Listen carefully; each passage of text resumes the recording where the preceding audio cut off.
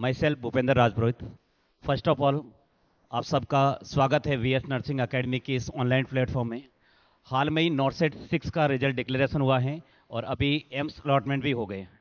तो AIIMS allotment हुए हैं, उसके उसमें एक हमारा कैंडिडेट हैं वीएस नर्सिंग एकेडमी का स्टूडेंट हैं। उसके अंदर जो हमारे आज साथ में बैठे हैं उनको एम्स भुवनेश्वर अलॉटमेंट हुआ है और इनकी रैंक है 2028। इन्होंने पहले नॉर्सेट 5 भी दिया था।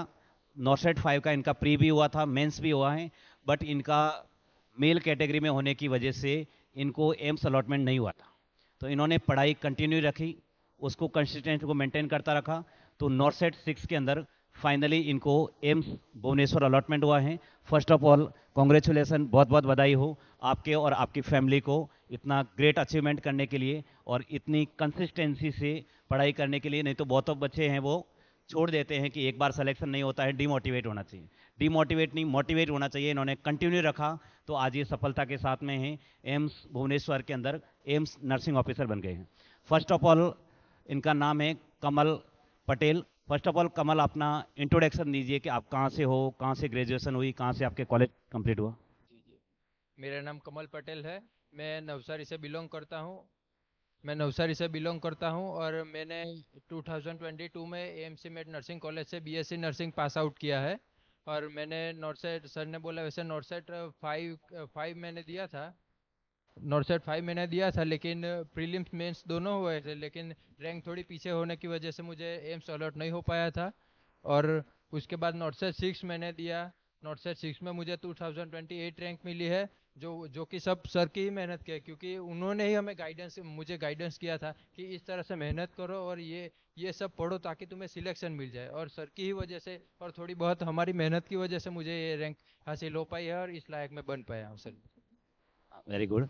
दोनों की मेहनत होती है कि अकेले इंस्टीट्यूशन भी कुछ नहीं कर सकता है, क्योंकि इंस्टीट्यूट का काम है कि उनको मैटर दे सकता है, उसको सजेस्ट कर सकता है। बाकी इन्होंने कंटिन्यूटी रखी, उनका आज ये नतीजा है। ये आप देख रहे हो, आपके सामने ही है। कमल, जब रिजल्ट आया था नॉर्सेट 6 का मेंस वाला, उसके बाद में सबसे ज़्यादा आपको क्या फील हुआ था, सबसे ज़्यादा खुशी फील हुई थी, आपने किसने आपको किसको बताया था सबसे पहले। सबसे पहले तो सर मुझे रिजल्ट आया ना, तब मुझे तब मैं खेत में था, क्योंकि मेरे पापा क्या खेती करते हैं, तो मैं खेत में था। रिजल्ट आया वैसे ही मुझे पता चला, फिर पापा को मैंने बुलाया कि पापा मेरा रिजल्ट आ गया है। तो उन्होंने बोला देख, मैंने बोला कि मुझे तो डर लग रहा है, क्या होगा क्या नहीं। पापा ने बोला अरे तू देख तो सही, होगा तो ठीक, नहीं होगा तो भी ठीक। फिर मैंने रिजल्ट देखा और मेरी ये रैंक आई। और तब क्या बोलूं क्या करूं कुछ भी पता नहीं चल, एकदम मैं क्लीन था। क्या करूं, खुश हूं, रो या खुश हो, कुछ भी मुझे पता नहीं था। लेकिन फिर मैंने भूपेंद्र सर को कॉल किया, सर ने बोला कि इतनी रैंक है तो फिर हो ही जाएगा, आपको कोई टेंशन ही नहीं है। उसके बाद मुझे थोड़ी शांति मिली कि ना, हो जाएगा। हाँ, इनका मेरी बात हुई थी, इनकी रैंक 2028 इन्होंने रैंक बताया कि सर मेरा सिलेक्शन हो चुका है। मेरी इसमें रैंक में 2028 है। मैंने कहा नो टेंशन, कोई लोड नहीं लेना आपको, आराम से आपका एम्स अलॉटमेंट हो जाएगा। अब ये मैं नहीं बता सकता कि कौन सा एम्स अलॉटमेंट हो जाएगा, लेकिन आपको जरूर है कि एम्स अलॉटमेंट जरूर हो जाएगा। तो इनका फाइनली एम्स भुवनेश्वर अलॉटमेंट हो चुका है। अब आपको जैसे कोचिंग जब आप की है, प्रिपरेशन की है, तो आप बहुत सारे बच्चे पूछते रहते हैं, सेलेक्टेड कैंडिडेट को पूछते रहते हैं कि आपने क्या क्या पढ़ा था। तो एक बार अपने जूनियर या फिर अपने जो कलीग हैं उनको एक बार बताइए कि आपने क्या क्या स्टडी की। स्टडी में से मैंने सिर्फ क्लासेस की जो नोट्स करवाते हैं ना सर, वो ही की है। और दूसरे एमसीक्यू प्रैक्टिस के लिए मैंने वो मोस्टली और एंकलेस वो पढ़ी थी। वरना वो नोट्स के लिए तो सिर्फ क्लासेस की नोट्स ही मैंने पढ़ी है। दूसरी एक्स्ट्रा कुछ भी नहीं लिया, क्योंकि क्या है, हम बहुत ज्यादा कंटेंट वो ढूंढने जाते हैं ना और कंफ्यूज हो जाते हैं। और हमें ऐसा ही लगता है कि ये भी नहीं है क्या, ये भी नहीं है क्या। इससे अच्छा क्या है, एक ही कंटेंट रखो और वही रिपीट एंड रिपीट करो। रिपीट एंड रिपीट करना पड़ता है, क्योंकि क्लास की हर एक नोट्स ना मुझे टिप ऑफ टंग है, क्योंकि इन लोगों ने डिटेल में इतना करवाया है, इतना डिटेल में है ना, कि हर एमसीक्यू में हमें पता ही चल जाता है। घूम फिर के वो पूछते तो एक ही है, लेकिन हमें पता चल जाता है कि इसमें ये पूछने वाले हैं और ये पूछेंगे। देख लीजिए, बहुत सारे बच्चे वो पूछते रहते हैं कि हम क्या पढ़े, क्या पढ़े, कहाँ से पढ़े। देखो, आपको कहीं से कुछ एक्स्ट्रा पढ़ने की ज़रूरत नहीं है। जो भी आपको इंस्टीट्यूट के जो नोट्स लिखवाए जाते हैं, हैंडमेड नोट्स लिखाए जाते हैं, बस उस नोट्स को बार बार पढ़ो। बहुत सारा मैटर आपको, बहुत सारी बुक पढ़ने की बजाय है कि एक नोट्स है, उस नोट्स को बार बार पढ़ो। जितनी बार पढ़ोगे उतनी बार नया कुछ मिलेगा उसके अंदर। उसके बाद में इन्होंने बोला कि एमसीक्यू प्रैक्टिस करो। बस दो ही आपके फंडे रखो, notes theory only for notes से। उसके बाद में आपको दो तीन जो भी बुकें मिलती हैं उससे आप एमसीक्यू प्रैक्टिस करो, और डेफिनेटली आपका श्योर सिलेक्शन हो जाएगा। कमल, आपने बहुत अच्छी रैंक की। इसके पीछे जैसे आपने प्रिपरेशन स्टार्ट की, प्रिपरेशन स्टार्ट करने से लगाकर यहाँ तक जो आप यहाँ तक पहुँचते हो, आपका सिलेक्शन हुआ है फाइनली, आप जो बोल रहे थे जब खेत में थे, उनके बीच में आपका सबसे ज़्यादा सपोर्ट सिस्टम किसका रहा है? क्योंकि सपोर्ट के बिना पॉसिबल नहीं होती है कि हर किसी की फैमिली इतना सपोर्ट नहीं करती है। सपोर्ट सिस्टम की बात करूँ तो फैमिली, मेरे सबसे प्रायोरिटी मैं फैमिली को दूंगा, क्योंकि मेरे घर वालों ने मुझे इतना सपोर्ट किया है ना कि वो कोई भी नहीं कर सकता। क्योंकि ये आस पड़ोस वाले तो क्या है, वो बोलते हैं कि इससे इसका होगा, इसका नहीं होगा, बहुत सारी उल्टी सीधी बातें करते हैं। और घर वाले ने मुझे कई लोगों को क्या होता है कि वो बीएससी नर्सिंग मैंने पास आउट किया है तो फिर अब प्राइवेट में लग जाओ, पैसे वैसे शुरू हो जाए, ऐसा ये सब लोग सोचते हैं। लेकिन मेरे पापा ने ऐसा मुझे कहा कि तुझे जितना टाइम चाहिए उतना तू ले, लेकिन मुझे गवर्नमेंट जॉब ही चाहिए।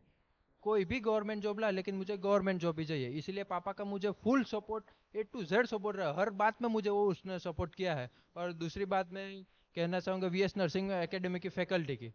भूपेंद्र सर है, MS सर है, जबर सर है, मनीष सर है। भूपेंद्र सर की बात करो तो उनका पीडियाट्रिक कुछ भी बाहर बाहर से आपको पढ़ना ही नहीं पड़ेगा, क्योंकि सर करवाता ही इतना अच्छा है ना कि आपको बाहर यहाँ वहाँ मुंह मारने की जरूरत ही नहीं पड़ेगी, क्योंकि इतने डिटेल में करवाते हैं। और MS सर की बात करो, MS सर कम्युनिटी के मास्टर।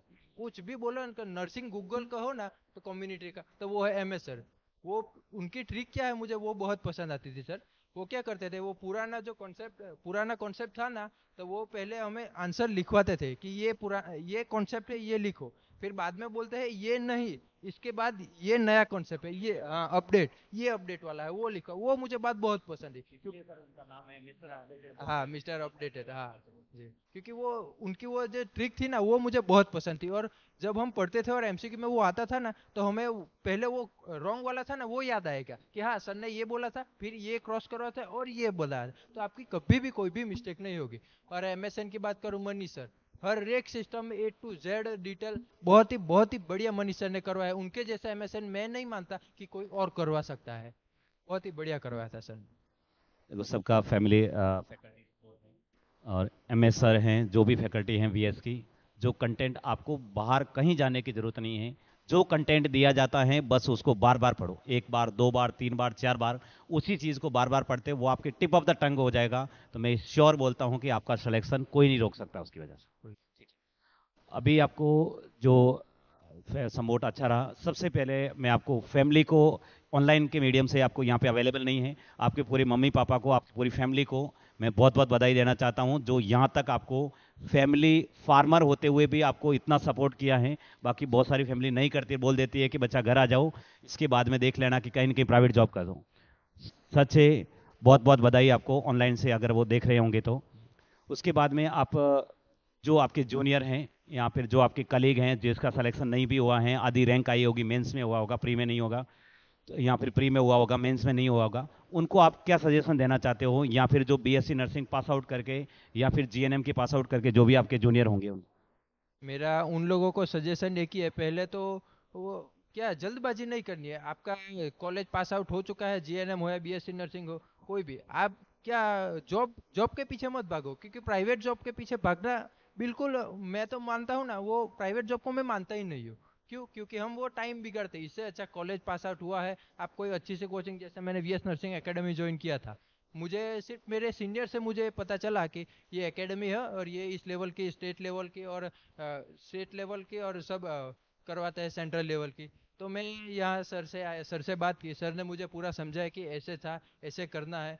तो आप क्या करते हो, आप ज्वाइन करो कोई भी अच्छी एकेडमी। मेरी मेरी मानो तो मेरे लिए अच्छी एकेडमी VS नर्सिंग एकेडमी से कोई भी अच्छी एकेडमी है ही नहीं। क्योंकि आप ज्वाइन करोगे, आप एग्जाम के लिए आप कदम पहले रखोगे। क्योंकि कई लोगों को क्या होता है, वो स्टार्ट ही नहीं कर पाते, पहला कदम ही नहीं रख पाते। इसलिए प्राइवेट जॉब छोड़ो, कोचिंग कॉलेज खत्म हुई, कोचिंग स्टार्ट करो, अच्छे से प्रिपरेशन कंटिन्यू रखो और कंसिस्टेंसी मेन है। कंसिस्टेंसी रखना बहुत जरूरी है। ऐसा नहीं है कि सबका पहली बार ही हो जाएगा, पहली बार नहीं, दूसरी बार नहीं, तीसरी बार, लेकिन कंसिस्टेंसी खास रखनी है। और मेरा तो यही मानना है कि आप वीएस नर्सिंग एकेडमी एक बार सिर्फ आप विजिट करो, आपको सब पता चल जाएगा कितनों का सिलेक्शन हुआ, आपको रिजल्ट ही सब बता देंगे कि ये इस तरह हुआ है। और मेरा पर्सनली ये मानना है कि पहले थियरी आपने कंप्लीट करो और एमसीक्यू तो मस्ट करना है। एमसीक्यू प्रैक्टिस के बिना कहीं भी जाना ही नहीं है। एमसीक्यू तो practice must be necessary, MCQ के लिए खास करना है आप। थैंक यू सो मच कमल, आपने इतना सपोर्ट दिया है बच्चों को, सजेस्ट किया है और इतना करने के लिए। मैं आपको दूसरा बताना चाहता हूँ कि जो लोग बीएससी नर्सिंग या जीएनएम किए हैं तो वो ज़रूर एक बार विजिट करें उसके लिए। और आपका अगेन मैं आपको कॉन्ग्रेचुलेसन बोलना चाहता हूँ, आपको और आपकी पूरी फैमिली को बहुत बहुत बधाई हो आपको नर्सिंग ऑफिसर बनने के लिए, एम्स भुवनेश्वर के लिए। Thank you so much. Thank you sir.